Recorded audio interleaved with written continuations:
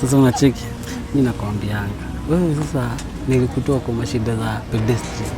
Zile pesa niliwapa. Sasa tunaendanga na gari. Sasa tu vijana patia, kwani hata mjafanya mtu twingine huko tusikusumbue akili ati chipu hapo hivyo. Watu wako na gari sasa. Hiyo 1 million haijaingia kwa bank bado. Hiyo 2 million bado sijaiona. Uliza huyo jamaa kwani hiyo million zimetoka wapi? Mimi hata sioni hizo. Ziko wapi hizo do? Nini unanichezea? Yes. Ebu, let me talk to a lady here. How are you? I'm good. Can you ask My number. Okay. God have mercy upon us. talk to me later? Okay. Lusana. Nice to meet you. I'll call you. Thank you. Welcome.